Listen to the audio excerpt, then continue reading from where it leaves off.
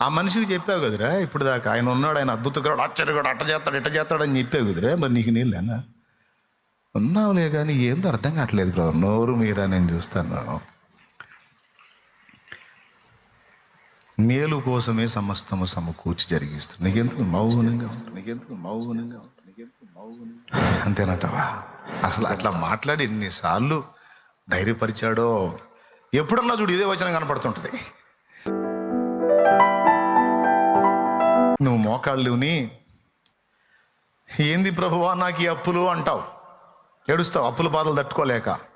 సైలెంట్గా ఆయన చెప్పేది ఏం తెలుసా? నీ మహిమ కోసం ఏడవగా అంటాడు. ఏం మహిమ? సొక్కా పట్టుకొని లాగేటట్టున్నారు రోడ్ల మీదకి. మహిమ అంట మహిమ, గాలంతా పోయేటట్టుంది. ఏంది మహిమ? పరువు నిలువున పోయేటట్టుంది. మహిమ అంట మహిమ, ఊరికా అరవా మహిమ అంతే. నీ మహిమ కోసమే అంటాడు. ఈ రోగాలు ఏంటి తండ్రి? ఒకటి పోతే ఒకటి నన్నే వదిలేటట్లు, ఇవి కాజేసేటట్టు ఉన్నాయి. ఏంది ఈ రోగాలు? నీ మహిమ కోసమే అరవాక అంటాడు. మహిమ కోసం. రోగాలు వచ్చి మట్టికి పోయేటట్టు మహిమ కాదు. లేదు, మహిమ వచ్చింది అంతే.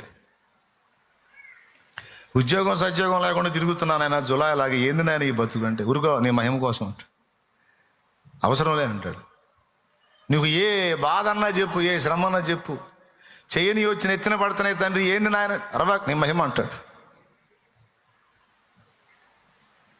కొంప కొల్లేరైపోయింది ప్రభా, ఏంది నాయన నా జీవితం, ఏంది ఈ పరిస్థితి? నిన్ను ఎరిగి, నిన్ను ప్రేమించి, సేవించి, నిన్ను హత్తుకొని నీ పాదాలు పట్టుకుంటే ఏంది నాకు ఈ బాధ? అరవకు, మహిమ కోసమే అంటాడు. ఇక అంతే, ఏదన్నా కదిలించు, నీ మహిమ కోసమే అంట, నీ మేలు కోసమే అంట.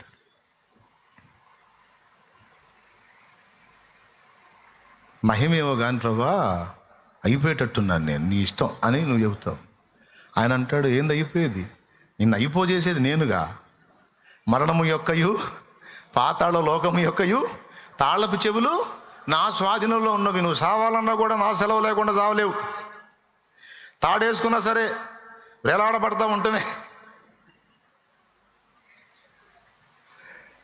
తెలుసా మీకు ఆ సంగతి? సెలవైతేనే చావు కూడా. ఆయన సెలవు కాకపోతే, తాళం తీయకపోతే నీ ఆత్మ బోధో. కోమాలు అయినా సరే గుట్టకొట్లాడాల్సిందే. స్తోత్రం. ఏందనుకున్నా మరి? తండ్రి ఇదిగో నీ ఆత్మకు నా ఆత్మని నీ చేతికి అప్పగిస్తున్నాను అనగానే వెళ్ళిపోయాడు యేసయ్య. ఓకే అన్నాడు, వెళ్ళిపోయాడు. ఇప్పుడు అది యేసయ్యకు వచ్చింది అధికారం. ఇప్పుడు యేసయ్య నన్ను తీసుకో అని నువ్వు మొత్తుకున్న సెలవు కాకపోతే తీసుకోడు. ఏం తీసుకో గొడవ, సేవ చేయబా, ఇంకా టైం ఉందిలేపో అంటాడు. బతకాలనిపించట్లేదు తండ్రి. ఈ మనుషులు బుద్ధులు, వీళ్ళ వ్యవహారాలు, ఈ కథ అంతా చూస్తుంటే అసలు నాకు చచ్చిపోవాలనిపిస్తుంది. నేను చస్తే నరకానికి పోతాను, నువ్వే చంపేయి అని మోకాళ్ళేసి నువ్వు కూర్చుంటే ఏంది చచ్చేది? ఆగో పని ఉందిలే, ఆగు, మొత్తం మారుస్తాను, నువ్వు నా పని చేయాలి, ఇంకా సువార్త ప్రకటించాలి, ఆత్మను రక్షించొద్దు. ఏం బహుమానం పొందుతావు?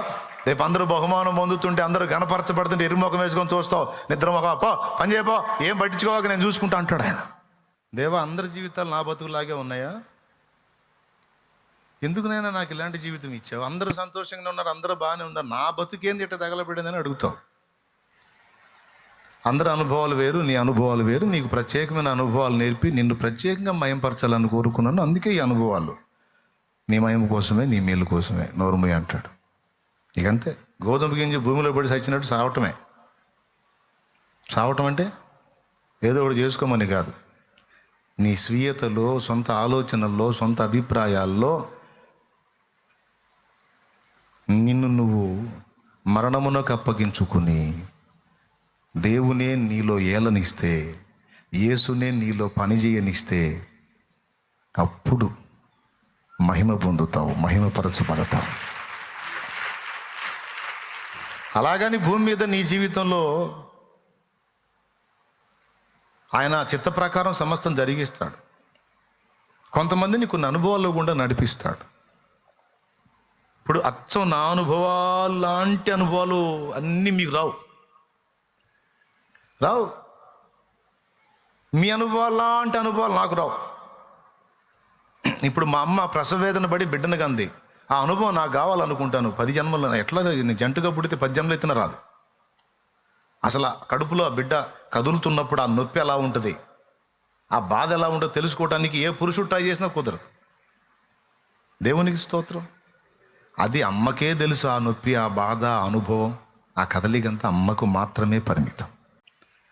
అట్లాగున మిమ్మల్ని అందరినీ నడిపించడానికి నన్ను దేవుడు తీర్చిదిద్ది నడిపిస్తున్న తీరులో నాకు నేర్పిన అనుభవాలు నావే.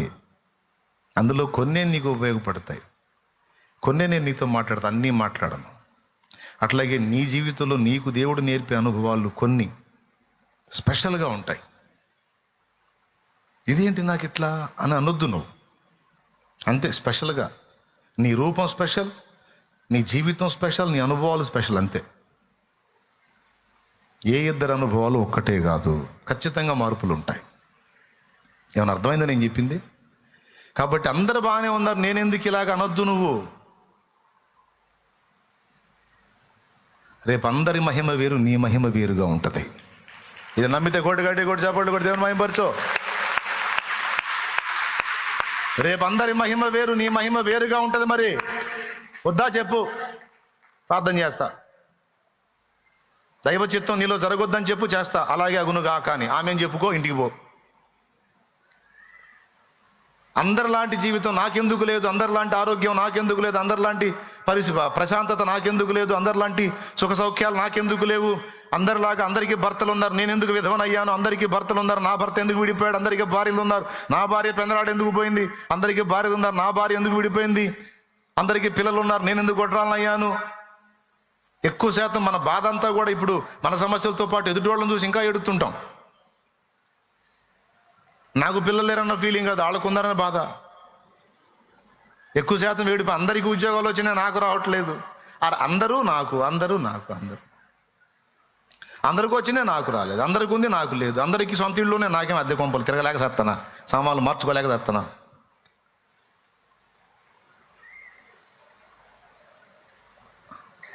రాదా ఇలాంటి ఫీలింగ్? రాదా ఇలాంటి డౌట్స్ రావా? అందుకే చెప్తున్నాను, అందరికి ఉన్న అనుభవాలు వేరు, నీకున్న అనుభవం వేరు. రేపు అందరికి వచ్చే మహిమ వేరు, నీకొచ్చే మహిమ వేరు. చెయ్యనీయవయా, ఆయనకి ఇష్టమైన పాత్రగా చేయని, నిన్ను ఆయనకి ఇష్టమైన అనుభవాల్లో కూడా పోనీ, నిన్ను తీసుకెళ్ళని. అందుకు తగిన మహిమ నీకు ఉంటుంది, ఆ గ్యారంటీ, అందులో డౌట్ లేదు. నేను ఎన్నోసార్లు సమాజంలో ఉన్న వ్యక్తులను చూసి నన్ను నేను చూసుకొని, ఎదవలు ఉంటారు కానీ, ఎదవ బతుకులు ఉంటాయి కానీ ఇంత ఎదవ బతుకు ఎవడికి ఉండదు అనుకున్నా. కొన్నిసార్లు దేవుని దగ్గర ఏకాంతంగా పోయి కూర్చొని, నాలాంటి వాడు బ్రతికి ఉండటం అనవసరం ప్రభువా, నా ప్రాణం తీసుకో, నా అంతటా నేను చేస్తే నరకానికి పోతా, నువ్వు తీసుకో. నేను ఒక విశ్వాసిగా దేవుని వెంబడిస్తున్నప్పుడు, దేవునితో నడుస్తున్నప్పుడు నాకు ఎదురైన ప్రతికూలతల్లో నేను దేవునికి చేసిన ప్రార్థన అది. నన్ను తీసుకో, నేను తట్టుకోలేని ఈ బాధ, నాకు చాలా వేదనగా ఉంది, నా వల్ల కాదు, తీసుకో. నేను అడిగానంటే మీరు నమ్ముతారా? కానీ అడిగా, ఆ బాధలను బట్టి. నాకేం తెలుసు దీని వెనక ఒక మహిమ దాచబడి ఉందని? నా కళ్ళ ముందు కనపడుతున్న సీనే నాకు విరక్తి పుట్టించింది, నరకంలాగుంది, నాకొద్దు, అసలు ఈ బతికే వద్దు. నిజంగా దేవుడు ఆమెను ఉంటే అప్పుడే తెచ్చేవాడిని. స్తోత్రం. 2004, 2005లోనే పోయేవాడిని. ఆయన ఆమె నన్ను. అందుకే కొన్ని ప్రార్థనలు వినకూడదు మనకి దేవుడు, అసలు మనకు మంచిది. విన్నాడా సత్తం? స్తోత్రం. వినకూడదు కొన్ని. వినలా నా ప్రార్థన, నోరు మీరా ఏం మాట్లాడు, మౌనం. అదేమంటే ఈ వచనం కనపడుతుంటుంది, మేలు కలుగుటకు సమస్తం సమకూడు జరుగును. బాగా మాకు రెండు పక్కల వాయించినట్టుంది, మేలు మేలు మేలు. ఊరుకోయా నువ్వు, మేలు అంటే మేలు, ఏం మేలు, చచ్చిపోతుంటేడా. ఈ బాధలో నేనుంటే తడకు ఒకళ్ళు వచ్చి వాళ్ళ బాధలు నాకు చెబుతారు.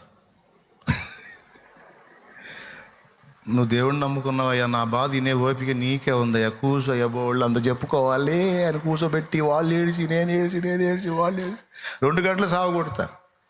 అంతా అయిపోయిన తర్వాత చూసావా ఎంత బాధ ఉందో అంటే నేను అంటాను, ఇప్పుడు దాకా చెప్పింది మధ్యలోకి అని చెబుతాను నేను. నువ్వు రోలువి, నీకు ఒక పక్కే దంపుడు, నువ్వు ఇప్పుడు దాకా చెప్పింది మధ్యలోకి, నాకు 2 పక్కల వాయింపుడు, పని చూసుకొని పంపిస్తాను నేను.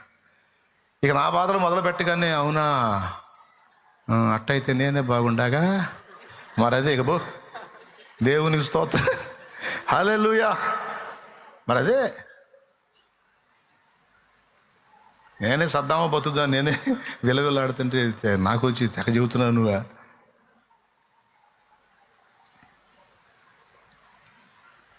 నువ్వే బాధలు తల్లాడుతుంటే ఎవరో ఒకళ్ళు వచ్చి నీ దగ్గర కూర్చొని వాళ్ళు ఎడుతుంటారు, నీకు నవ్వు వస్తుంటుంది. ఇప్పుడు దాకా నేను ఎడుతూ కూర్చుంటే ఏమే ఊర్రా నాయన నా దగ్గరకు వచ్చి నా బాధలు నాకు చేస్తుంటే నేను ఏమొచ్చి ఏమో గందరగోళం. ఉన్నాయా మీకు అనుభవాలు? ఉన్నాయా? ఇంకా చెప్పాలంటే స్పెషల్గా మనం బాగా గందరగోళంగా ఉన్నప్పుడే తెగొస్తుంటారు మన దగ్గరికి. అదొక శోధనలాగా. ప్రశాంతంగా ఏడవడానికి కూడా అవకాశం ఉంటుంది. ఎంతమందికి ఉంది అనుభవం? పరీక్ష పెట్టినట్టు వస్తుంటారు, అప్పుడే వస్తుంటారు. మనం ఫీల్ అవుతున్నప్పుడే వస్తుంటారు. ఇక అన్నీ మానుకొని ఏ ఫీలింగ్ లేనట్టు ఏదా అనాల్సి వచ్చింది. అవునా? ఇంకేం చేయాలి? ఇక మన బాధలన్నీ మర్చిపోయి వాళ్ళ బాధని వాళ్ళు ఓదార్చి ధైర్యపరిచి వాళ్ళు అటు బాగానే వాళ్ళందరినీ ధైర్యపరిచిన తర్వాత దేవుడు మాట్లాడితే, ఇప్పుడు దాకా వచ్చిన మనిషిని ధైర్యపరిచావుగా, దేవుడు ఉన్నాడు నీకెందుకు అద్భుతాలు చేస్తాడని, మరి నీకు లేనా నేను అంటాడు. ఆ మనిషికి చెప్పావు కదరా ఇప్పుడు దాకా, ఆయన ఉన్నాడు, ఆయన అద్భుతంగా ఆశ్చర్యగాడు, అట్ట చేస్తాడు ఇట్ట చేస్తాడని చెప్పావు కదరా, మరి నీకు నీళ్ళేనా? ఉన్నావులే కానీ ఏందో అర్థం కావట్లేదు బ్రదర్, నోరు మీరా నేను చూస్తాను. మేలు కోసమే సమస్తము సమకూర్చి జరిగిస్తుంది. నీకెందుకు మౌనంగా అంతేనటవా? అసలు అట్లా మాట్లాడి ఎన్నిసార్లు ధైర్యపరిచాడో. ఎప్పుడన్నా చూడు ఇదే వచనం కనపడుతుంటుంది. మేలు కోసమే, అవసరాన్ని బట్టి, నీ మయం కోసమే. బాగుందేడా అని నేను. తర్వాత అన్నీ నెరవేర్చినాక ఆ మాటలన్నీ పాటలయ్యాయి. ఆయన నాతో మాట్లాడిన మాటలన్నీ, చూపించిన వచనాలన్నీ పాటలయ్యాయి. అయ్యాయి ఈ పాటలు. దేవుడు నడిపింపుల్లో కొన్ని చేదైన అనుభవాలు ఎదురైన ఓర్చుకొని మనం కానీ నిరీక్షిస్తే, ఆ నెక్స్ట్ స్టెప్లో దాచిన మహిమ ఏదో మన కళ్ళ ముందుకు వచ్చేటట్టు చేస్తాడు. మనకేమో తపన ఆగదు. ఇప్పుడు వచ్చిన గొడవంతా అది. తపన ఎక్కువ. ఎండాకాలంలో తపన మావులే, ఎనీ టైం తపనే. అన్న అయిపోవాలి ఇప్పుడే. మనం తపన పడ్డామని దేవుడు తపన పడ్డాం. నువ్వెంత తపన పడినా సరే ఆయన మౌనంగా ఉంటాడు. ప్రభా సాయం చేద్దాం లేకపోతే, ఎప్పుడు నాయన నీకు చేస్తా లేకపోతే. నువ్వు టెన్షన్ పడ్డావు, దేవుడు టెన్షన్ పడ్డు. నువ్వు గందరగోళం, దేవుడు గందరగోళం వాడు. నువ్వు ఆత్రపడుతున్నావు, దేవుడు ఆత్రపడ్డు. నింపాది కూర్చుంటాడు, సిద్ధిలాసంగా నవ్వుతాడు, అన్నీ చూస్తుంటాడు. నడిపించి ఒక్క మలుపు తిప్పుతాడు, మైండ్ పోయిద్ది అంతే. నడిపించి గందరగోళం గజిబిజి ఒక్క టర్నింగ్ అట్ట తీసుకుంటాడు అంతే.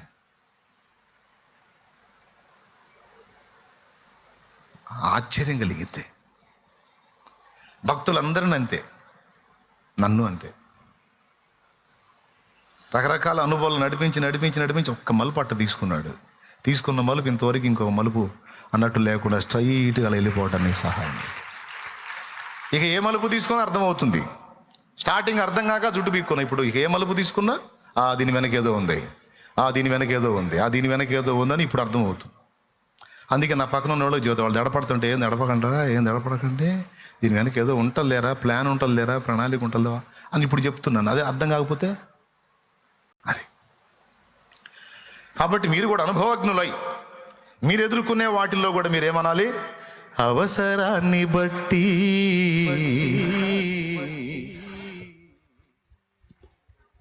విడిపించిన స్తోత్రం, విడిపించకపోయినా విడిపిస్తే ఇక్కడ మహిమ, విడిపించకపోతే అక్కడ మహిమ. ఆయన ఇష్టం. ఆ అనుభవాలు నాకు లేకపోతే నేను ఇంత భరోసా నీకు ఎలా ఇవ్వగలుగుతా చెప్పు? నిన్ను ఎలా ఓదార్చగలుగుతా? నిన్ను ఎలా ప్రోత్సహించగలుగుతా? అసలు ఒక్కోసారి కొంతమంది అయితే అసలు ఆశలన్నీ కోల్పోయి పూర్తిగా నిరాశ ఊబిలోకి పేకల దాకా దిగిపోయి వస్తారు. అయినా సరే మళ్ళీ వాళ్ళతో మాట్లాడి మళ్ళీ ఆ ఊబిలోంచి బయటికి లాగి దేవునికే స్తోత్రం అనుకుంటూ పోయేటట్టు చేయాలి. వాళ్ళని నిరీక్షణను వాళ్ళకి అందించాలి. అనుభవం నాకు లేకపోతే, ఆ అనుభవాలు నాకు రాకపోతే నేను ఎట్లా నిన్ను ఎంకరేజ్ చేస్తాను, ధైర్యపరుస్తాను, నిరీక్షణ కల్పిస్తాను, ప్రోత్సహిస్తాను? ఇది నాకు రావాలంటే ముందు దేవుడు నడకేందో, దేవుడి ఆపన్న హస్తం ఏందో, దేవుని ఆదరణ ఏందో నేను ప్రాక్టికల్గా అనుభవించాలి. అనుభవించాలంటే ముందు ఐగుప్తీయులు నన్ను తరవాలి, ఎర్ర సముద్రం అడ్డు రావాలి, మధ్యలో ఎరక్కపోవాలి. అప్పుడు ఆయన బలమైన బాహు సముద్రాన్ని ఓపెన్ చేయాలి, నన్ను బయటేయాలి. ఆ తర్వాత నేను స్తోత్రం చేయాలి, జనాలకు సాక్ష్యం ఇవ్వాలి. ఇవన్నీ జరగాలంటే అటు ఐగుప్తీయులు తరవాలి, ఇటు పక్క ఎర్ర సముద్రం అడ్డు రావాలి. ఈ రెండు అయిపోయిన తర్వాత తంబురు తీసుకొని పాట పాడాలి. ఎంతమందికి అర్థమైంది నిజంగా చెప్పండి? అందుకే సమస్తము సమకూడి అన్న కాడ సమస్తము అన్న దానిలో నీ నష్టాలు ఉన్నాయి, లాభాలు ఉన్నాయి, గెలుపులు ఉన్నాయి, ఓటములు ఉన్నాయి, మేలులు ఉన్నాయి, కీడులు ఉన్నాయి. అయితే నష్టము, లాభము, మేలు, కీడు, గెలుపు, ఓటమి అన్నది లేదికా. నష్టము అన్న కాడ మేలే అని రాసుకోవాలా, కీడు అన్న కాడ కూడా మేలే అని రాసుకోవాలా, ఓటమి అన్న కాడ కూడా మేలే అని రాసుకోవాలా, కార్యం జరగలేదు అన్న కాడ కూడా మేలే అని రాసుకోవాలా. అమ్మాయి పెళ్లి సంబంధం వచ్చినట్టే వచ్చిపోయింది అన్నయ్య అనుకుంటూ వచ్చి దౌశల్యమ్మ. అప్పుడు నేను చెబుతా, ఏం పల దరిద్రం వదిలిపోయింది అనుకోమ్మ, మేలే అని చెబుతా. అదేందన్నయ్య అమ్మాయి సంబంధం పోతే మేలే ఏందన్నయ్య అంటే, వాడు ఎంత దరిద్రుడు నీకేం తెలుసు, దేవుడు తప్పించాడు అనుకో అంతే. మేలే అందలేదు మేలే, రాలేదు మేలే, కాలేదు మేలే, జరగలేదు మేలే. 8,000 జాబ్ రాలా నా బతుకు అన్నా, చీనా బతుకు అన్నాడు ఒక తమ్ముడు వచ్చి. మేలే అన్నా నేను. ఏ మేలన్నా, 8,000 ఉద్యోగం రాలేదని నేను ఏడుతుంటే మేలంటాం. ఏమన్నాయన్నా, నాకు దేవుడు నేర్పింది అది, మేలేపో, ఏదో ఒక మేలుకే నిన్ను అంటే. మళ్ళీ 2-3 నెలల వ్యత్యాసంలో మళ్ళీ వచ్చాడు. అన్నా దేవుడు జాబ్ ఇచ్చాడు, మొదటి శాలరీ 19,000 అనుకుంటూ వచ్చాడు.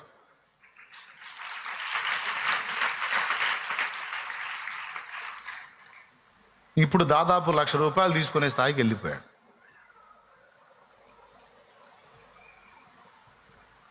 ఇప్పుడు 8,000 జాబ్ పోయింది మేలే, అవునా కాదా? అదే వచ్చి అందులోనే కూర్చుంటే దీనికి ట్రై చేసేవాడు కాదు, ఇది వచ్చేది కాదు.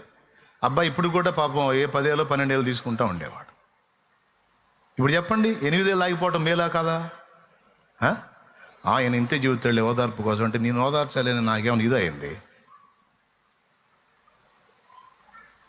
నేను చెబుతున్నా, దేవుడు నాకు బాధ్యత ఇచ్చాడు చెప్తున్నాను నేను. అది భూమి మీద అయినా అక్కడైనా దేవుడు కార్యం దేవుడు చేస్తాడు. ఎందుకు భయపడుతున్నావు? ఎందుకు కృంగిపోతున్నావు? ఎందుకు అవిశ్వాసలాగా ఆలోచిస్తున్నావు? ఎందుకు విరక్తి చెందుతున్నావు? ఎందుకు విసుగు చెందుతున్నావు? గతంలో నలిగావు, దేవుడు ఒక మలుపు చూపించాడు, కార్యం జరిగింది. ఇప్పుడు ఇంకొక మలుపులో శోధన వచ్చిందా, ఇంకొక టర్నింగ్ తీసుకుంటాడు దేవుడు. ఓపికతో ఆయన దగ్గర కాచుకో, అంతేగాని అధైర్యపడవా, కృంగిపోవా, సాతానికి అవకాశం ఇవ్వకు, నిరాశ విభులోకి దిగజారిపోవాకు. అంతా నీ మహిమ కొరకే దేవుడు సమకూర్చి జరిగిస్తాడు. దేవుని ప్రేమించే వారికి మేలు కలుగుటకి సమస్తము సమకూడి జరుగుతున్నది. అందరి లైఫ్ ఇలాగుంది, అందరూ బాగున్నారు, నా జీవితం ఎందుకని అనుకోవద్దు. అందరికి ఇచ్చే మహిమ వేరు, నీకు ఇచ్చే మహిమ వేరు. దేవుడు నన్ను స్పెషల్గా నడిపిస్తున్నాడంటే, నాకు ఇచ్చే స్పెషల్ నాకు ఇస్తాడు, ఆయనకే స్తోత్రం అనుకుంటే సాగిపో. ఎంతమంది దేవుడిని ప్రేమిస్తున్నారు? ఎంతమంది నేను చెప్పిన సంగతి అర్థమైంది?